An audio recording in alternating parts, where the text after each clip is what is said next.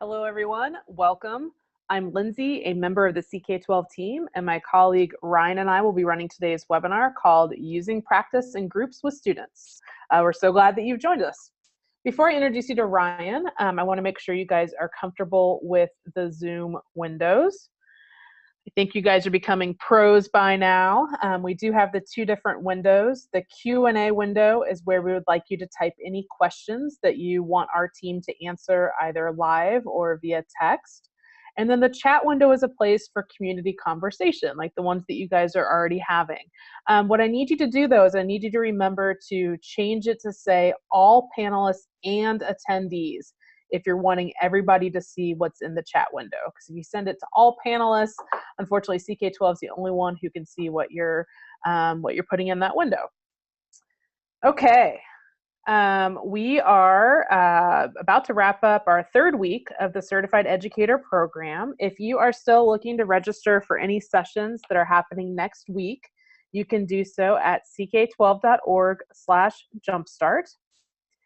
And then our program homepage, which hopefully you guys are jumping on quite frequently, is ck12.org/certified2017. And that's where you find the session descriptions, helpful links, our link to your assignment.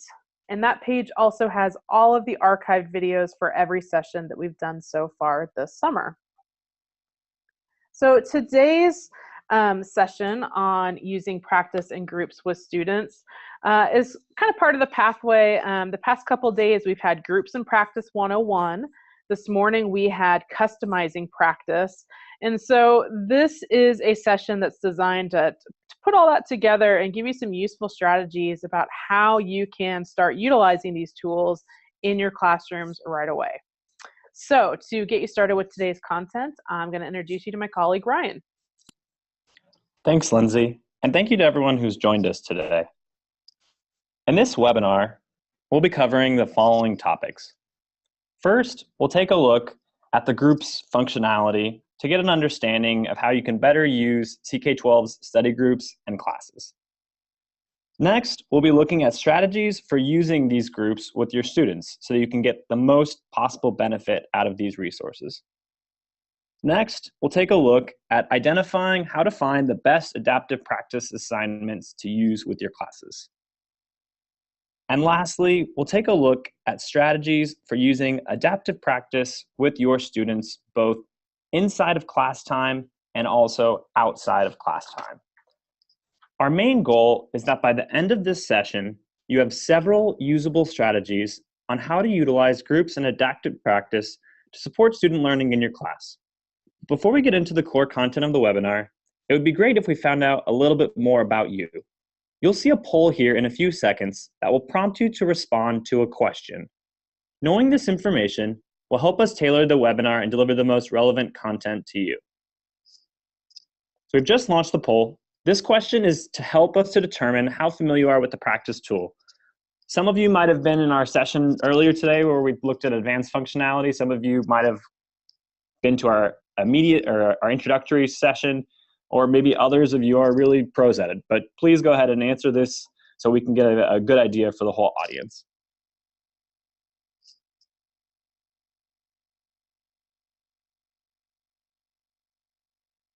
We'll wait just a couple more seconds so that everyone can lock in their answers.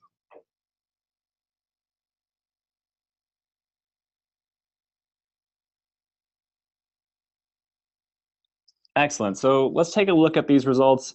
So it looks like the majority of us are fairly new to using CK-12's adaptive practice. And so hopefully this will be a really valuable session to see how you can actually take away some usable strategies to do this in your class.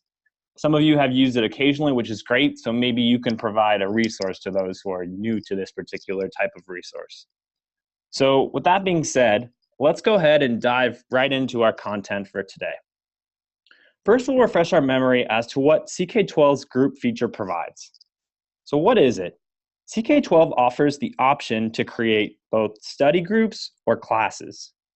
Why should I use it? I can create class-wide assignments and share resources easily. Where do I get it? Groups can be accessed by using the top toolbar anywhere on CK-12.org.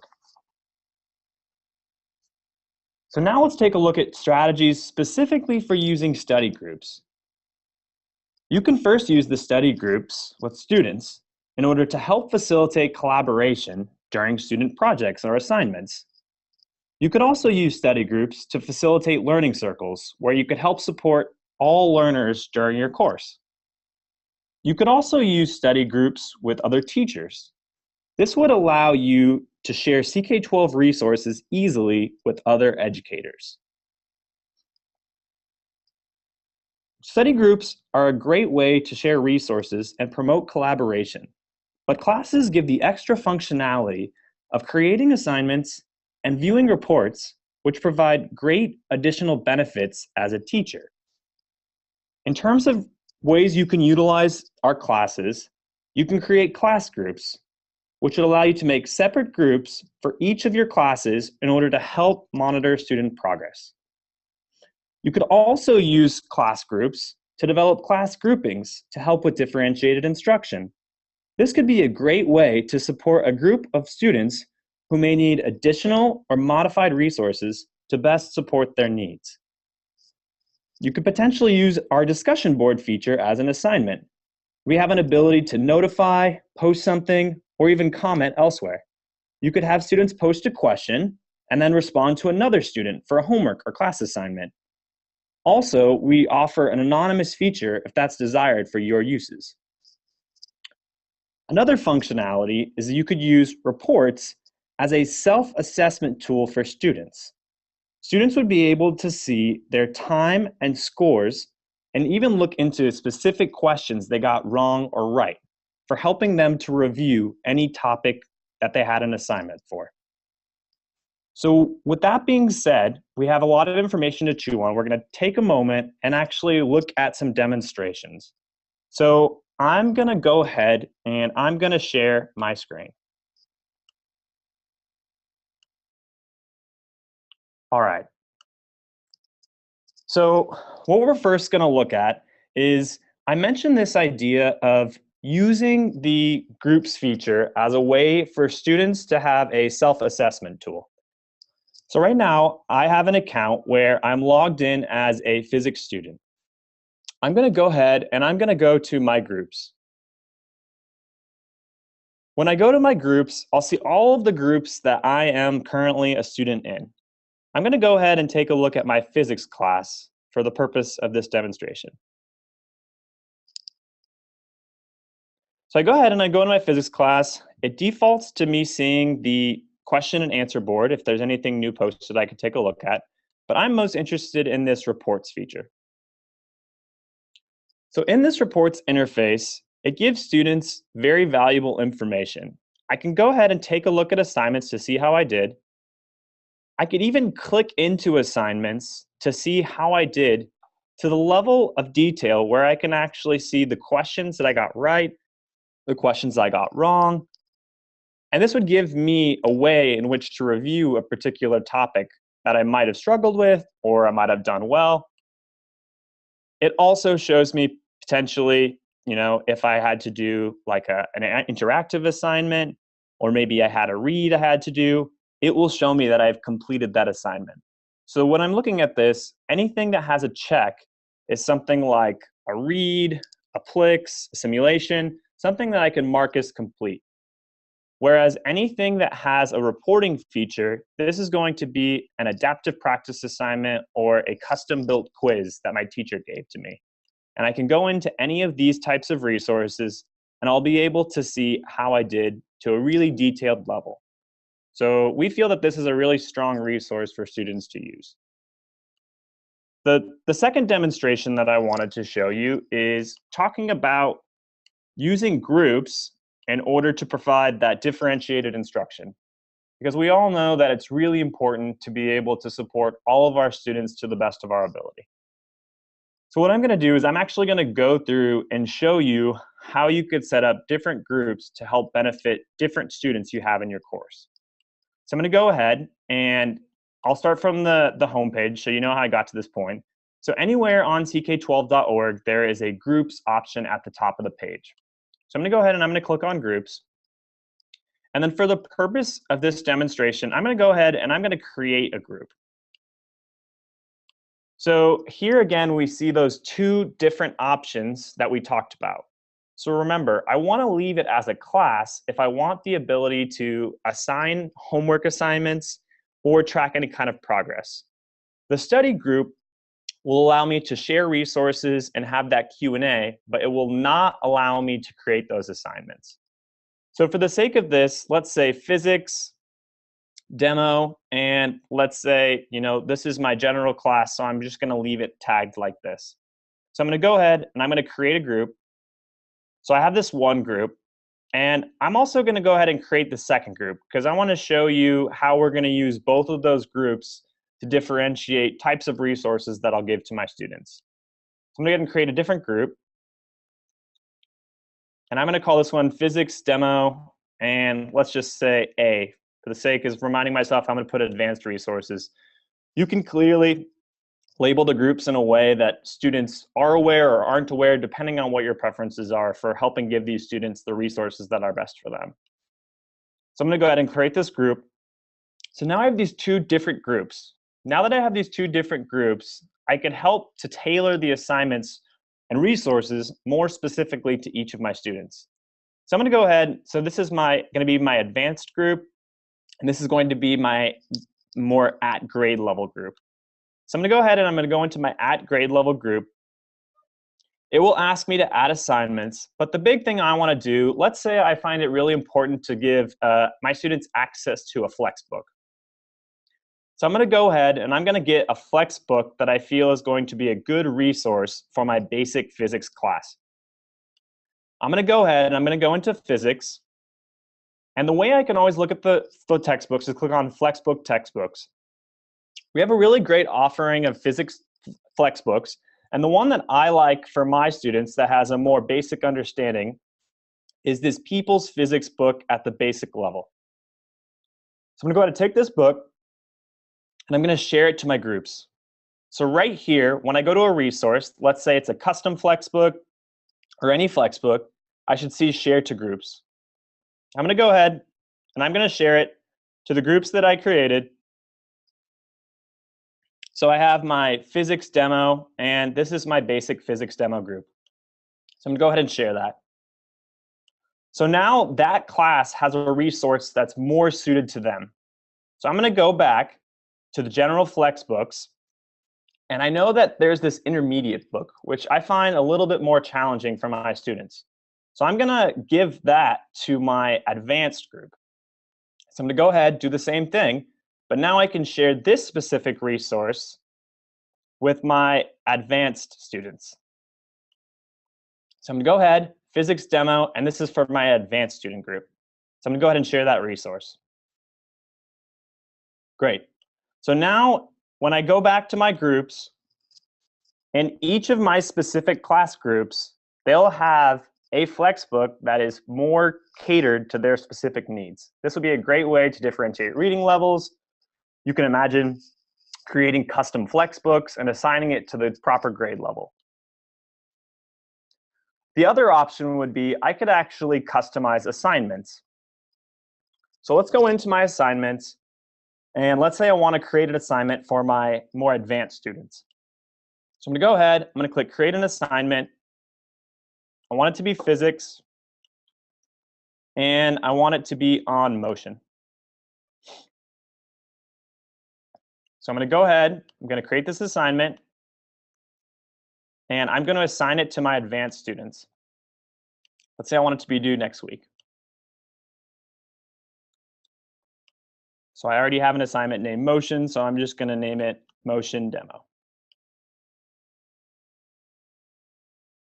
So now I have this assignment that's given to my advanced students. But let's say I know that my other students might struggle with that assignment. They might need a little bit more support. Well, I could go into my other class,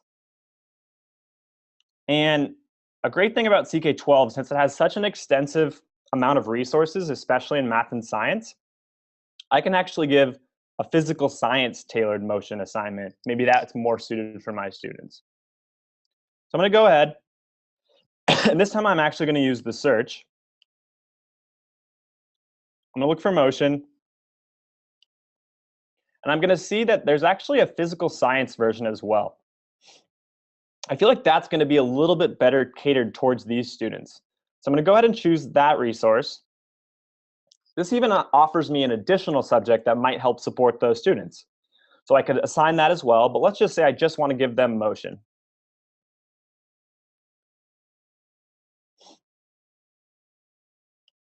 I'm going to assign that to my class.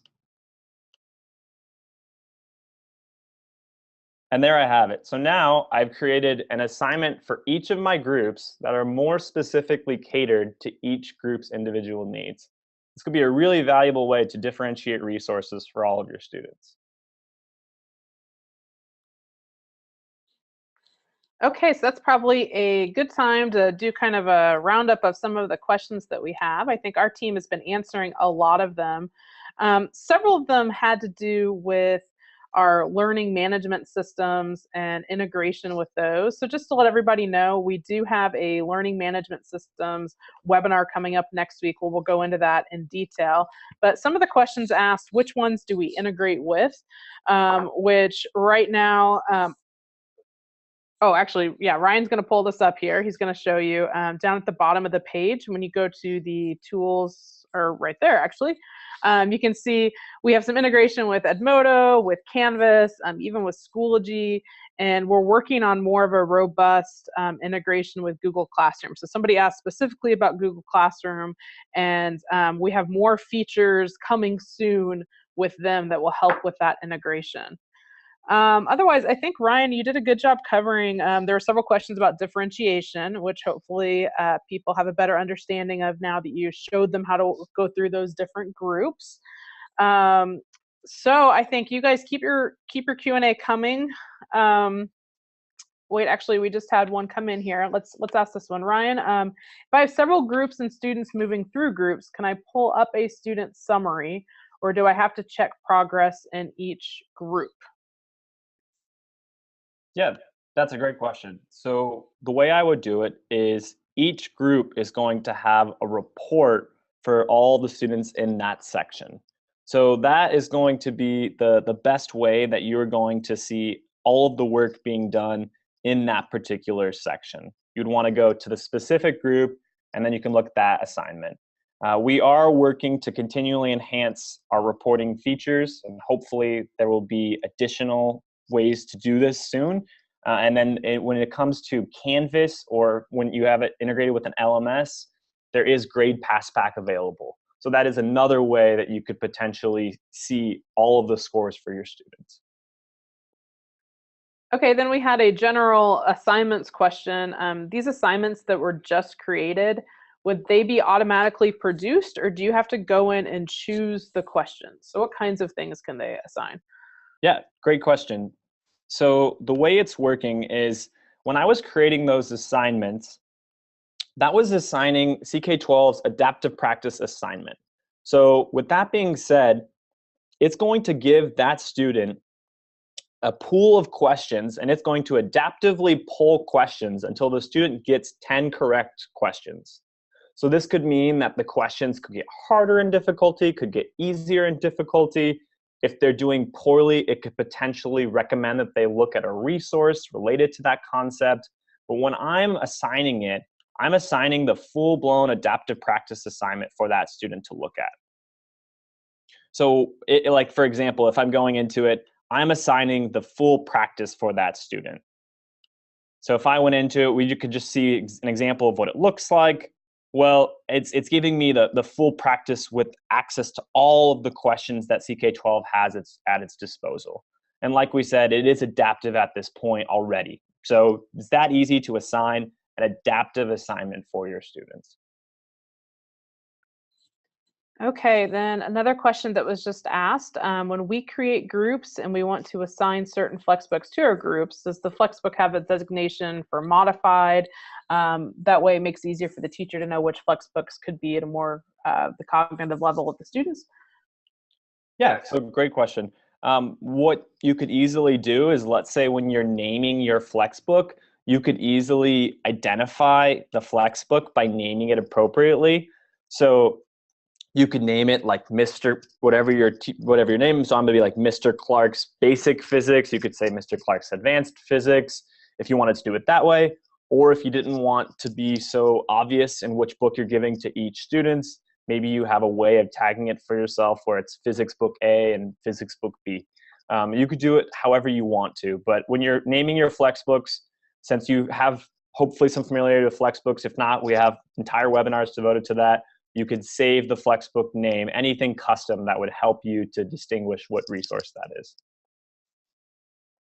All right, I am going to steal the screen back and keep your questions coming into the Q&A window. But we are going to start talking a little bit more about adaptive practice. Great. So what is adaptive practice? Adaptive practice is a digital assessment tool that adapts to student input. Why should I use it? You have access to over 150,000 questions and reports on all assigned work. Where do I get it? In addition to the website, there is a free CK-12 app available for all smartphones and tablets. And it's available on both iOS and the Google Play Store. In terms of how to find adaptive practice, it is an effective way in order to give the best work for your students. We've kind of already shown this a little bit, but I wanted to show these two clear ways I would recommend easily finding and creating assignments. The first way is if you go to the class groups page and you are on the assignments portion, like you might have just seen me demoing, you will see the ability to create an assignment. This is the quickest way to assign adaptive practice assignments to your students. Another way that can allow you to first preview the questions is to use the browse concept function to identify a topic first and then look at the corresponding practice before assigning it. So we've seen this first method. I'm just going to take a quick moment and I'm going to show you how to identify this second way. So I want to browse by a concept in order to first see the adaptive practice questions available.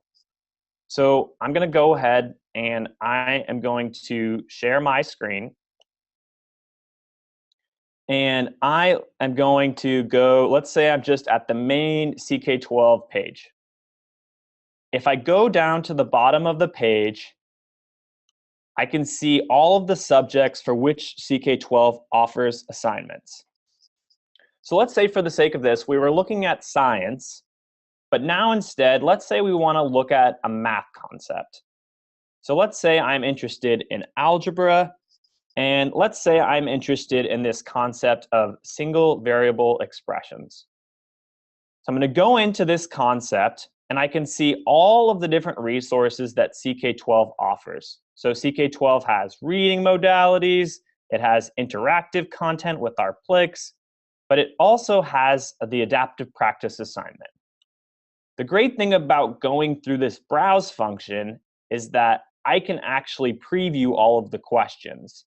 So I, again, have the ability to assign it to my class right here, but I can actually go through and I could preview these assignments. And so that gives me the ability to see what types of question it's going to offer me. And so I can see this has a mix of multiple choice, fill in the blank, there might be some variable-based questions. And if, as a student, if I'm struggling, like I said, it will offer me either hints, it will offer me additional resources in order to help me with this assignment. But let's go ahead and just go back. And now that I've previewed the questions, let's say I'm happy with those questions, I could go ahead right here and click Assign to my class. And that's going to do the same thing as I just did through the other route of if I'm in a class, I have the ability to create an assignment. This is also creating an assignment. This was just the second way, which allowed me to actually preview the questions first. So I think it's valuable to be able to use both ways. Let's say you just want to quickly assign something, you could do it through your groups, or if you want to go and you want to preview the questions a little bit more, well, I could browse to that concept, I could go to the adaptive practice, I could preview it, and then I can assign it to my class. And just like that, I have now assigned this to my class that I first had the ability to preview.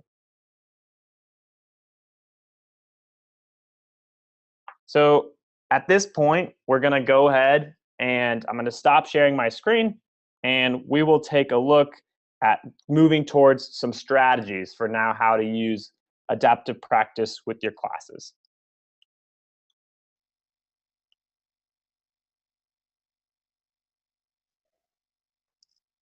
All right, so we're going to take a look at some strategies. These are specific strategies that you could use potentially during class time.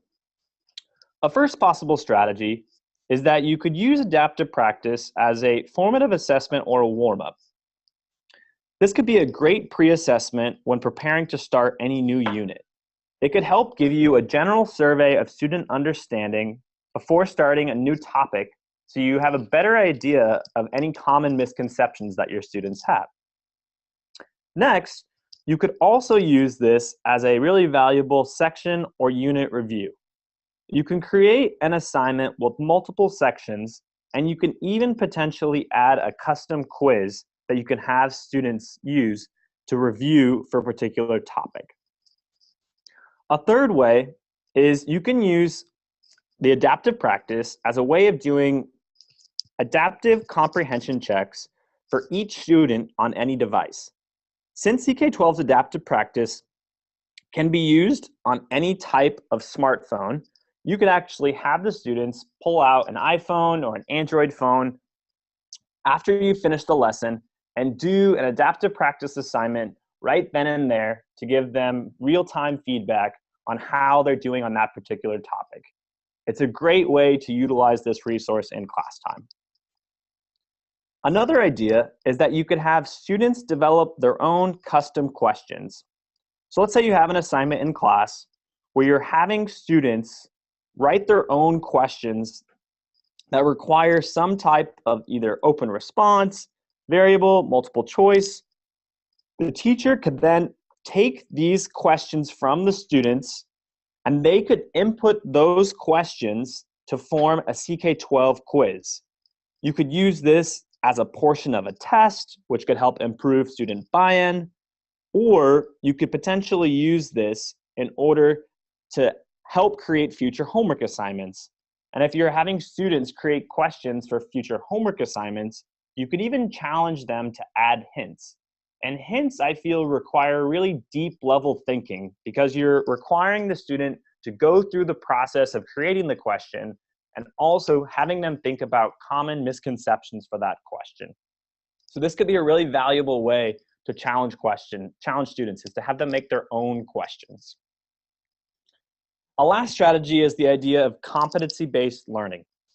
So CK-12's adaptive practice tool is great for those who are interested in competency-based learning, as it provides additional attempts and is also focused on student comprehension. Now let's take a look at a video featuring Rhonda Stevens describing how she feels that the adaptive practice tool is highly valuable for ensuring student understanding each topic fully. I have gone in and I have selected the skills that I want the students to work with, and they think, well, they have to answer 10 questions per skill correctly to move on, which is great because they know they have to answer 10 questions. It's not based on points, so when they miss one, they don't have to start over, or they don't have to do 15 to make up for the one that they missed. They know, okay, let me figure out what I did wrong. I've only got to answer 10. They don't know, but I know that they're going to see that same type problem again and have to get it correct before they're allowed to move on. So I like that about it. I know nothing's being skipped, nothing's being left out, and they're truly mastering that concept before they're allowed to move on. Thanks, Rhonda. Now let's take a look at a few more strategies for using adaptive practice. However, this time we're going to take an emphasis on how you could potentially use adaptive practice outside of class time. One additional way that you could do this is you could use it to identify gaps. Art Practice can recommend remediation topics that could help find previous gaps in knowledge required for understanding a topic. Since the adaptive practice system is linked to all subject matter, it can recommend prerequisite concepts that a student may have weak foundations in. This picture to the right is an example of a moment in which a student was recommended to look at a prerequisite topic to see if that is the root cause of misunderstanding during their current adaptive practice assignment. Another really valuable thing about CK-12's adaptive practice is using it for students who need to do absent work. Students who are absent can still very easily make up any content that is assigned to them. This is a great resource for any student who's missing class or maybe has to have an extended stay at home. CK-12's adaptive practice is also a great way to do a responsive homework assignment. This adaptive practice can be used as an effective assignment because students are going to get access to targeted resources to help them.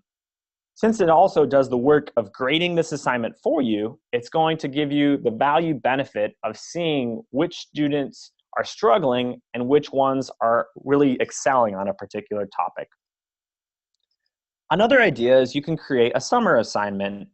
Since adaptive practice assignments can contain multiple topics, you can easily create a summer assignment or a review for your students. The reports will then show student performance on each section separately, so you have an in-depth insight to how well they're understanding each specific concept. Another idea is that you can really help to challenge those motivated students who sometimes can not get the adequate challenge that they really strive for. So I'm going to show you a way in which you could potentially give those motivated students access to additional resources that they could potentially look at on their own outside of class time in order to give them additional mastery of concepts, particularly in math and science. So I'm going to go ahead and I'm going to share my screen and show you how to get to that point where you can help those motivated students to look at additional topics.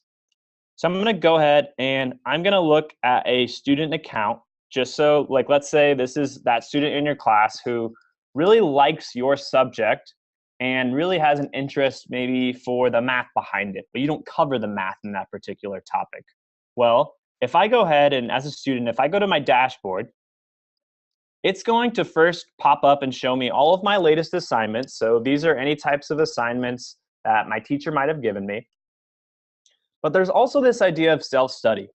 And if I go to self-study, I can go ahead and it's going to default to showing me all of the possible subjects. So I can go ahead and let's say a student is really advanced in math, but they're just in a basic physics class. Well, then maybe they might want to do some of the calculus work just so they have a better idea of what the area under the curve represents. Well, this could be a great way to help encourage and push that student and give them access to additional material without really requiring anything of you as a teacher. It's just going to help you to show them these resources, and they'll have access to all of this topic of calculus, and they can go ahead, go through and really challenge themselves to maybe get that extra push that they really want to have. So I'm going to go ahead and I'm going to stop sharing my screen at this point, and we'll go ahead and take a look at our BrainFlex program.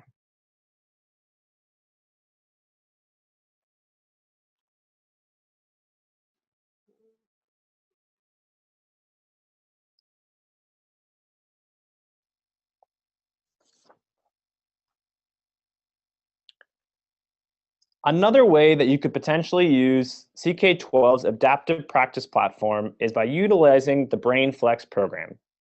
So CK-12 offers an 8-week-long summer learning program called BrainFlex. This program encourages students to practice one or more topics each day throughout the summer. Teachers can even send email registration links to their students to help encourage them to sign up.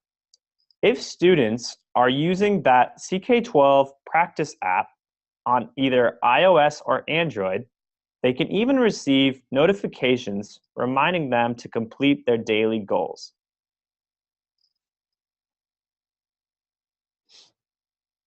So this is just a little bit of the recap in terms of it's an 8-week-long program. There are one or more multiple subjects you can take as a student. So you could take math concepts and science concepts if you wanted. There's those daily app reminders.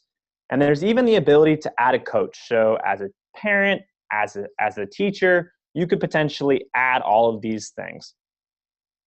So we're going to take a look at the BrainFlex main site.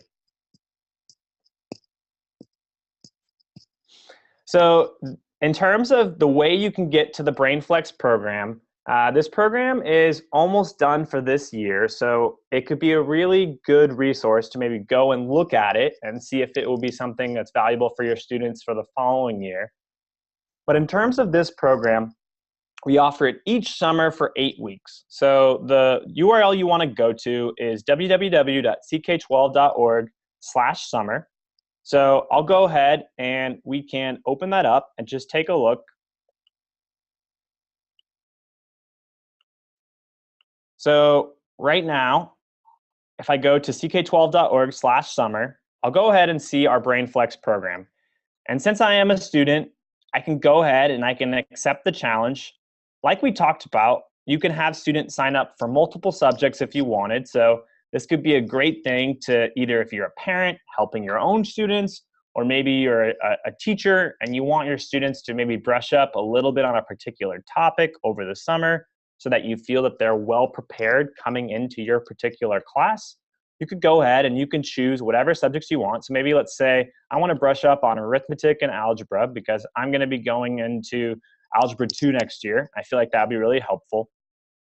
I can go ahead, like we said here, I can add that coach. So as a teacher, you can go ahead and you can use this resource where students can put your name as a coach. And this will give you the benefit of actually seeing the progress that students are making on any of their BrainFlex summer assignments. That daily notifications we talked about, so this is the idea that if students are utilizing the CK-12 practice app, this will actually send them those daily recommendations to see if they need a reminder in order to check in and do their BrainFlex work that day. And so it's a great resource because essentially students are just choosing the topics and then it's hands off because each day it's going to assign that student work to do on that particular topic. So it's a great resource as a teacher or for just students who want to brush up on any type of learning over the summer. We did just have a question on what are the dates for BrainFlex starting and ending. Does anybody in the room know? I think it runs the same as our summer program for teachers. So I know it started the same date, and it's so count from there out, and it should be wrapping up in the next couple of weeks. Okay, let's answer a couple more questions here. I clicked answered on something that wasn't answered. It was asked, so a student who has access to extra resources, do I as a teacher get to see what the student is accessing and learning? So I think of things they're exploring on their own. Does the teacher have any way of seeing that?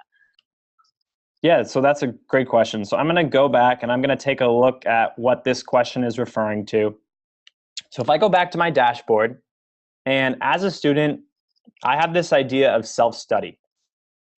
So anything I'm doing on self-study, if it's not directly assigned to me by my teacher, then they're not going to see the report that is associated with that particular topic. However, like let's say this is for the sake of enrichment of the student anyways, it would actually show the progress of how they're doing on that particular topic. So let's say you were helping them and you wanted to give them like an area that they could focus on more. Well, if they showed you this area of self-study, this would show you how well they're doing. With that being said, anything that you do assign to your students, you will be able to see all of the reporting and get all those great features of seeing each type of question they might have struggled on, what difficulty level. But for the sake of the enrichment, because I'm not assigning it to my students, I won't be able to see the reports for that particular topic.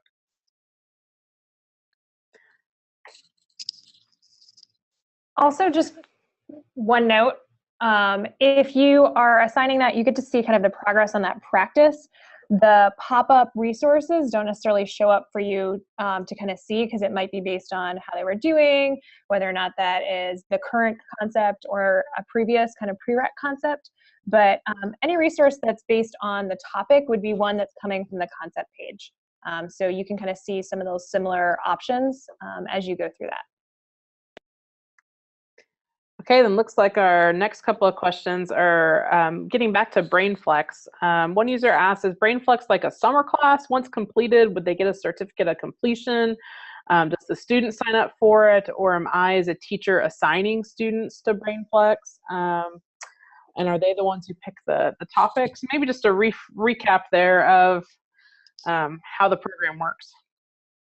Yeah, sure, not a problem. So we officially determined that the BrainFlex program ends this year on August 13th.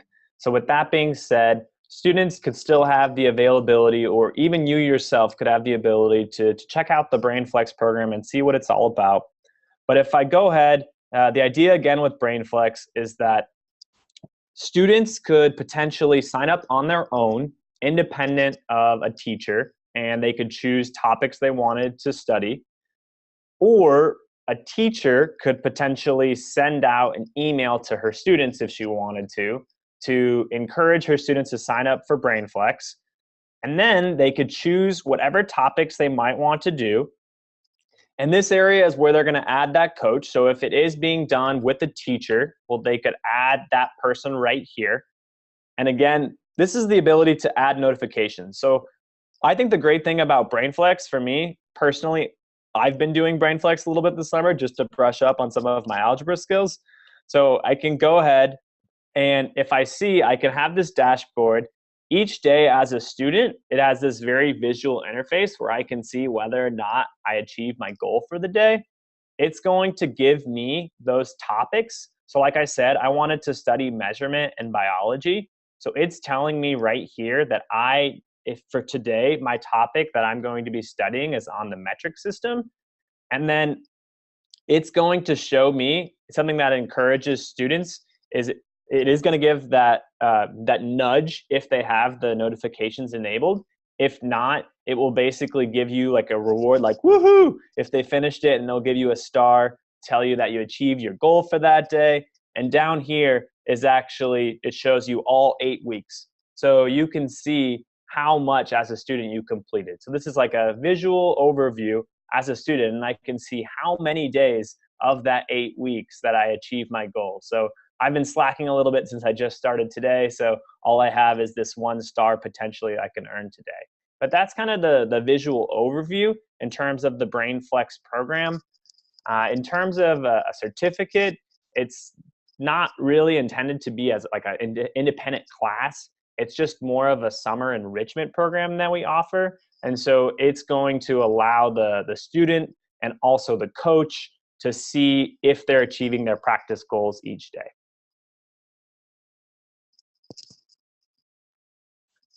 Okay. A couple more questions related to that, Ryan. Can a student do multiple assignments on a day in case they've been away? Yeah, that's a great question. So let me go ahead and I will go to my group. And let's say, for example, I'm in my group and I go to my assignments. I will see all the assignments that I currently have that are outstanding assignments right here. So if I had multiple assignments, I could see each of these assignments and I would go ahead and do it. So this one looks like it's a little late, so I might want to do that. Also, as a student, you could go back and you could look at all of your completed assignments. Let's say if I wanted to go back and I wanted to try and improve my score, because let's say I struggled with a particular assignment, I could go back and I could finish that assignment as well. But there's no limit. I could go through as a student, and let's say I missed an assignment, I could easily go back and I could do multiple assignments if I needed to, or I could even look at my completed assignments if I needed to revise any of my work.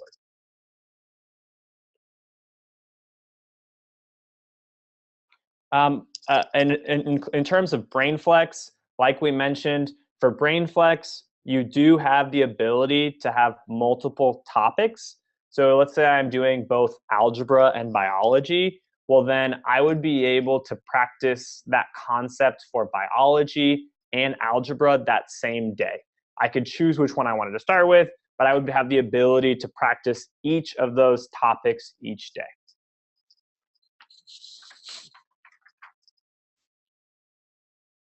So at this point, we are going to go ahead and go back to our presentation. So I'm going to go ahead and I'm going to stop sharing my screen. And we wanted to talk about a teacher use case to give an idea of how a teacher is using both the adaptive practice and groups feature in his class. So this is Jonathan Waters. He is a Chapin High School math teacher, which is in El Paso Independent School District. And something that's really cool about the way he uses adaptive practice and groups in his classes is that he uses the adaptive practice as a component of student performance. So with that being said, students essentially have the adaptive practice as a portion of their quiz scores. And so they can go in and they can do their adaptive practice as many times as they want, really focusing on this idea of fully understanding the material. So he knows that if students keep practicing their math concepts, well, then he thinks they're going to get better at that particular topic. And so he feels strongly that the adaptive practice tool is an effective way to allow students to continue working on a particular topic until they fully understand it. He mentioned to us when we actually got to visit him and interview him that he believes it really encourages his students to continue that work towards improvement. And it's had a really positive impact when he's been using the adaptive practice and groups functionality in his particular classroom. All right, so Ryan's given a lot of great strategies today. We're gonna keep an eye on this Q&A window and see if there are any more questions that come in, but I'm gonna start some wrap-up information perhaps a few minutes earlier than usual, but wanna make sure that you guys get your assignment. For those of you who are seeking CK-12 certification, we do need you to complete this assignment that relates to this session. It is the tinyurl.com CEP 17 AP students. It's being put out in the chat window right now. And this assignment's going to walk you through a lot of what was discussed today about accessing practice and quizzes, groups and practice for homework, groups and practice for class, groups and practice for students themselves, and then starting to think ahead a little bit about our final session that we have on maximizing student learning. Of course, like I said, all of these assignments can be found at ck12.org/certified2017. You can find the archived videos there as well. It takes us about 24 hours to get that webpage updated with the most recent videos. You'll also receive an email about 24 hours later after you've attended a session that has links to all of this information as well. We appreciate all the feedback we've gotten this summer. Please continue to send us feedback. This isn't an assignment, but we love getting it. If you have the time and have some comments to give us, good, bad, otherwise, we'd love to hear what you think. tinyurl.com/CEP2017 feedback. As you guys are working, again, we've had several sessions on groups and practice, and we do have a really great help tool that you can access on the CK-12 pages. We've shown you up at the top where you can find help, and you can find some articles and resources that are going to make this process easier for you as you need some assistance. But if you're stuck, don't hesitate to reach out to support@ck12.org, and we'll be able to answer any of your questions. Also continue to talk to other professionals in our CK-12 cafe, and then also through social media. So now we're going to go back to our Q&A window, and Ryan, well, let me see. Let me take this top one that's about the program. If I've already completed all the requirements to be CK-12 certified, do I need to complete the assignment for this webinar? If you're a user, when you say that you've completed all the requirements, if you attended your 7 sessions and you attended the 2 required ones, the intro and the maximizing learning one that was a week ago, and you did all those assignments, then that should be what you need for your certification. If this is just an extra session, this is session number 8, 9, 10, something like that, of course you don't have to submit the assignment if you don't want to. I did 3 sessions for introductory sessions. Do I need to complete the assignments? Just if you attended a session multiple times, no, you only need to complete the assignment once. We do have records of your attendance in this webinar, and we pair those with records of your assignments. So as long as you guys are just progressing through, you know, again, we have records of all this type of attendance. Okay, so here's one that looks like it's about adaptive practice questions. Ryan, this user says, I've previewed a lot of adaptive practice questions and they're all nearly multiple choice. And when I miss a question, I can just keep guessing until I get it correct. Okay, so we're going to discuss whether or not this is a valid thing. If students keep guessing until they get the correct answer, they're not learning. Has CK-12 thought about like how to penalizes students for random guessing? I've used other online educational websites where students lose a fraction. Okay, so I think I get the gist of your question. Katie's raising her hand here. She's ready to tackle this one. So 2 things you want to know about this. One is that when a student is going in on the adaptive practice piece, any question that we have will not be served up as many times as their answers. So if it's a true-false question, they get 1 shot at it. If it's a multiple choice question with, say, 4 answers, they're going to get served up no more than 3 times. So we don't allow them to completely guess in that process. So that's kind of part 1 of that piece. Part 2 is the idea that we're really trying to get students to gain mastery. So we want them to have a chance to see those questions again. And that goal of 10 correct, you could, say, I actually want you guys to do even more than that. I want you to go back and practice those again. If you're looking for kind of an assessment where you fix it and they can't access it more than once, then you could create a quiz and customize it that way and say you have a 1-shot deal at this quiz and answer your questions there. So just kind of from the adaptive practice piece, it won't serve it, if it's a 4-answer multiple choice question, they will not see it 4 times. So they can't 100% guess their way through. And if that is something you're worried about, you can always customize it into a quiz. Here's a question that's come up a couple times this week is, can we adjust the adaptive practice to require more points than 10? So in terms of the adaptive practice, it's designed so that students are doing the assignment until they get 10 questions right. And so in terms of if you want to require more than that, you can always create that custom quiz. So when you create that quiz, you can adjust how many questions you're giving each student. So you could bump that number up, you can move that number down, but that gives you the ability to go ahead and adjust that assignment in order to give you more than 10 questions that the student needs to get right. Okay, we are waiting for more questions to come into Q&A. Those of you who need to sign off of this webinar, you're welcome to do so. You've got your assignment and hopefully some great strategies in your back pocket, so we can send you on your way now. Here's a question though. If we create a custom quiz, do we lose the adaptive part? Great question. Yes, you would lose the adaptive functionality. As soon as you take that step to hit the customize button, you are changing it from an adaptive practice assignment that is going to adjust based on how the student is doing, to then you are going to have it to a quiz where it is based on the questions that you are choosing. You could shuffle the questions if you want, but it then will lose the adaptive functionality as soon as I click the customize button. Okay, looks like somebody's already diving into the homework. Katie, let's decipher this question for this user.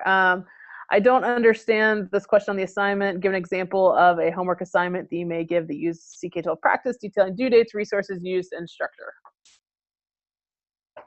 Sure. So if you're thinking about that, maybe you'd want to go into a topic that you might use in the coming year, or if you're in school right now, maybe even in the coming week. And think about different pieces that you would include, such as, let's say I was teaching a topic on ecology or an ecosystem or something like that, and I could pull some of the resources that I might assign. Each of those I would assign separately, and then I could pull a practice and a quiz and assign those together. If you were here for advanced or a customizing practice session this morning, we talked about kind of grouping those together, but you could assign them separately as well. So really thinking about the different modality types we have on CK-12 and what you might be able to pull together to create an assignment or a couple different kind of assignments within a section, but that are all really based on the same concept. So our next question has a couple different parts, basically about once you've created some groups, how easy is it to transfer students between groups, or can the groups be deleted? And then the second piece to that is asking about parents. What's the best way for parents who want to monitor students' progress on CK-12?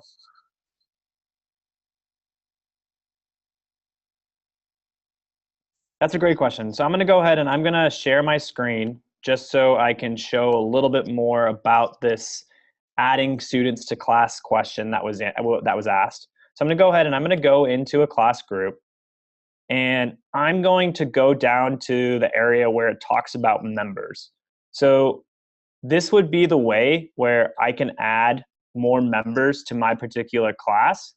So let's say if I go ahead and I click this Add Students button, well, I do have the ability to invite students by email. I also have the ability to add students by, let's say I already have students in a class. Well, then if I say find existing students, I can actually go right here, and all of these students are already members of other class groups. So this could be a way, if you already have students in a class group, you can go ahead and find students that way. Also, you can go ahead and whenever you're sharing a group, we have a class code or a group code. So right here, it says that my group code is QZSJL.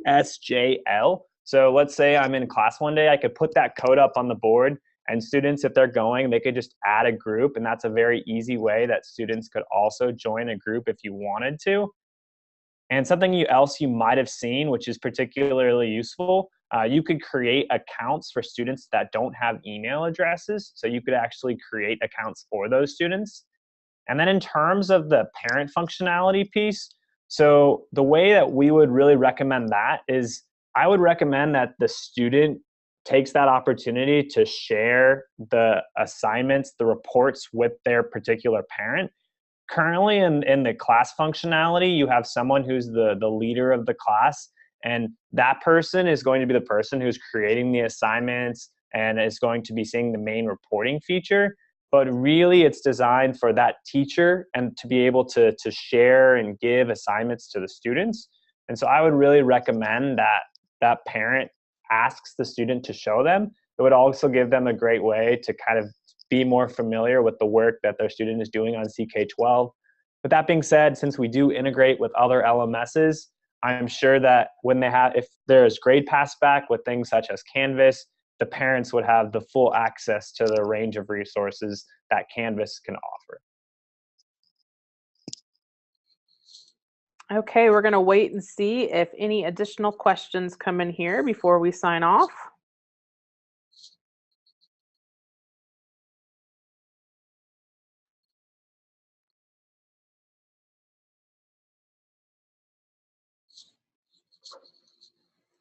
All right, because many of my students may not have online access at home, is all the functionality available via phones, the way that students can use it without being bogged down with no internet access at home?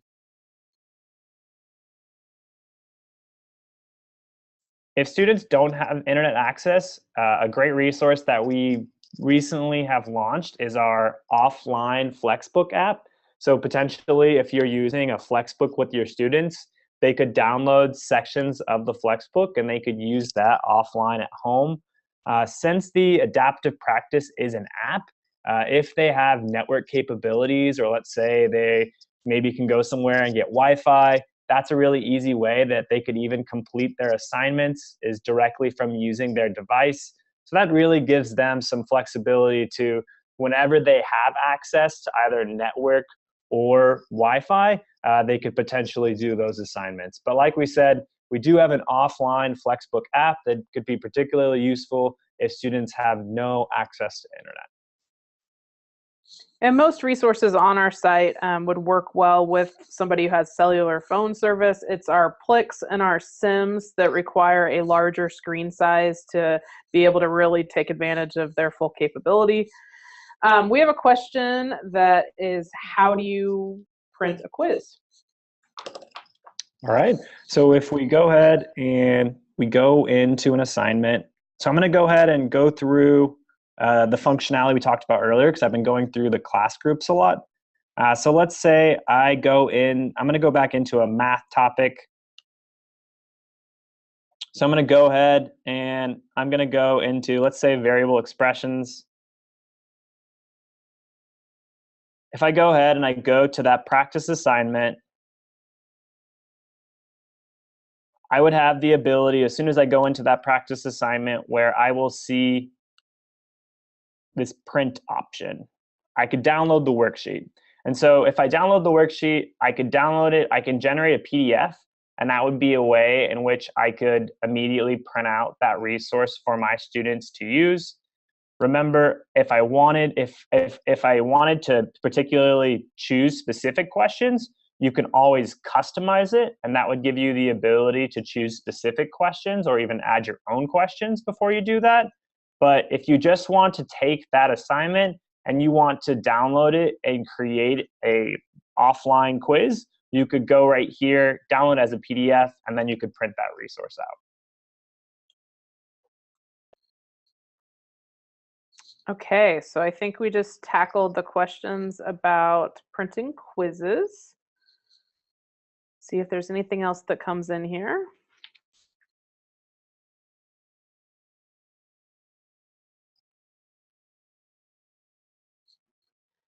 Okay, well, with that, I think we will say goodbye. Thank you for attending today, and hopefully we'll see a lot of you back next week.